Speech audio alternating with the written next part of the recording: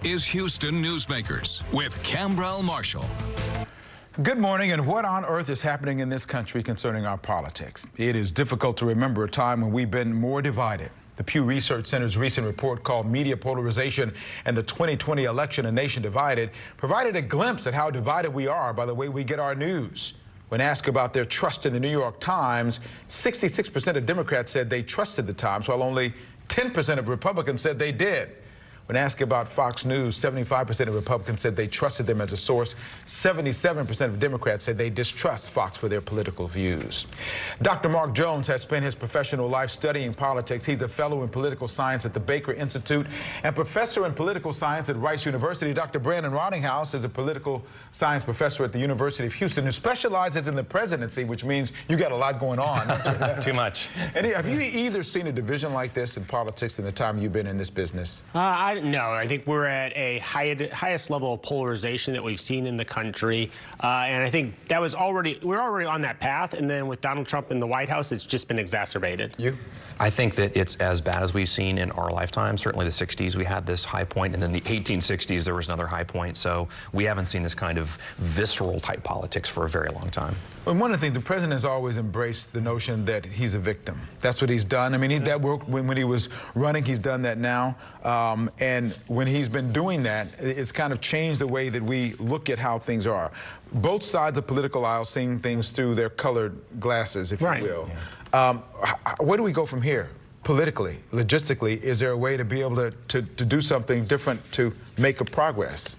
Well, the difficulty is that when politicians are successful following a route, they tend to repeat it. And right now, the successful route seems to be polarizing, with candidates on the right, that's Donald Trump, and not, say, more moderate people like Jeb Bush before, and Bernie Sanders, and even Michael Bloomberg to a lesser extent, following a polarizing agenda. That's how you have success. If you're a moderate, you tend to get beaten up by both your own party as well as the other party. Makes it difficult to move one way or the other. If you're in politics, how do you decide where you're going to move? It does, and even the most sort of moderate members in both parties are being pushed to the polls because that's where the voters are, or at least they think that they are. So that's creating this exacerbated polarization, and we don't talk to each other anymore. People don't have conversations about their lives and about the things that they value, and as a result, you don't have the ability to find that common ground. And like Mark says, the moderates are being drummed out of the party, so as a result, there's no one to talk to because you feel like if I even hint that I'm going to side with the other part, then it's going to be a problem for me politically. Right, and a great example of that is Congressman Will Hurd, who is the most moderate Republican member of Congress from the Texas delegation,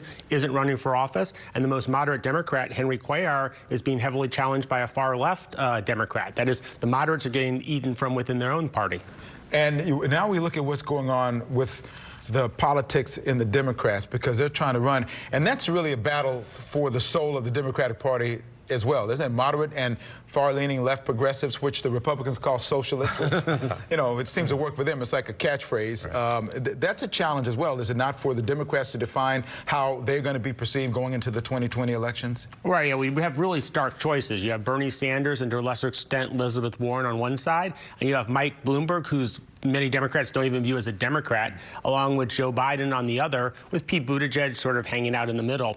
But those are two very stark options that the two parties that the Democratic Party has, and I think a lot of Democrats, even who are supporting Bloomberg and Biden, aren't doing it because they agree with them ideologically. They just want Trump out of the Oval Office, and they think he gives them the best option. Is that the key? That's what's going on? The Democrats are just driven by, hey, we just want this guy out? Yeah, I think that's right, and that's what the polls say, that all Democrats want a Democrat who can beat Donald Trump, but they don't agree on what that is, right? They all want the nation and Texas to turn blue, but they don't know what shade. So that's the debate. The identity crisis for the Democratic Party is, what are we going to look like? And we've seen sort of hints of that in 2018 in Democratic primaries, and like Mark said, we're seeing it in primaries now, where the party's trying to battle for its own soul, and if they can't figure it out, then the winner will be Donald Trump, because he's the only one who can step back and say, well, look at this chaos, right? I'm the only one who can give you a clear vision, even though sometimes it's flawed, for what to do. I've always said it's really important for us to discuss our differences, but it's important for us to discuss those differences based upon truth, as opposed to spin, which is happening here. So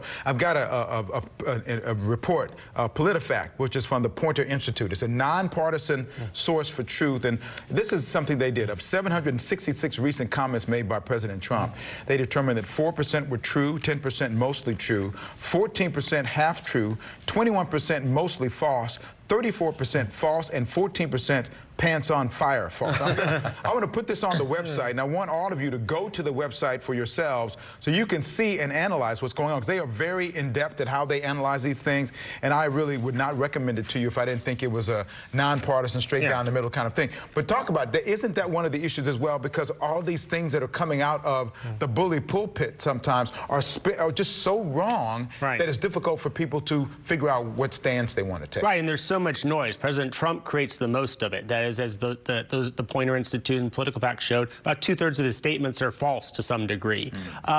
Democrats do it as well, but to a much lesser extent. But then you get this thing that's a false equivalency. That is, one Democratic falsehood equates 10 Trump falsehoods, and many voters in the end just tune the other side out, based on motivated reasoning, where they tend to believe their side and disbelieve the other side.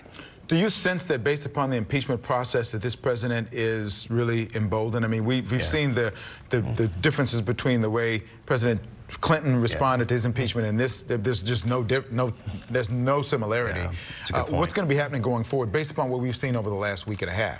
I call it the angry Rose Garden strategy. I mean, he's pursuing kind of unilateral tactics. He's retreating to the Oval Office. He's exercising commander-in-chief responsibilities. These are all things that incumbent presidents do successfully. And I think just now the president is getting to the point where he can use these tools as a kind of political plus instead of a political minus, because now he's emboldened, like you say, and he can do no wrong with his own party, and he can frankly do no right with the other party. So he's effectively stuck in the middle. This whole process now, as we look at the national picture, how do you think that's going to impact what's going on locally?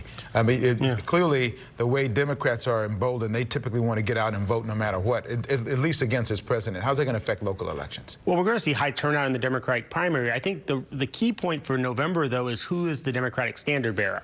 If it's somebody that's to the left, say Bernie Sanders or maybe Elizabeth Warren, that's going to make it really tough for Texas Democrats to achieve the goal of flipping the Texas House and taking the majority there and picking up more U.S. House seats. If, on the other hand, it's a less polarizing figure like Michael Bloomberg or Joe Biden, then Texas Republicans could really see the risk of losing control of the Texas House and losing control of redistricting in 2021. Brandon, the last 30 seconds for you. Yeah, I think this is going to be a pivotal election. I mean, this is a state that's in transition, and the Democrats would very much like to find the right rhythm here, but they haven't. And frankly, for 20 years, they haven't. So they're looking to be able to make some moves, and I think that the candidate that's going to be the candidate that's going to be able to unseat them, both the Republicans, the top and bottom of the ticket, is going to be the more moderate version. That's the way typically that Texas Democrats have been successful, talking about issues too, not talking about the sort of Donald Trump and all that chaos. There's a way to get that to people, and that's the key to winning. A lot of issues yet to be discussed, right? Yeah. Mark Jones, Brandon Rottinghouse, thank you again for coming in. We appreciate it as always. Good insight talking with you. Appreciate Thank you.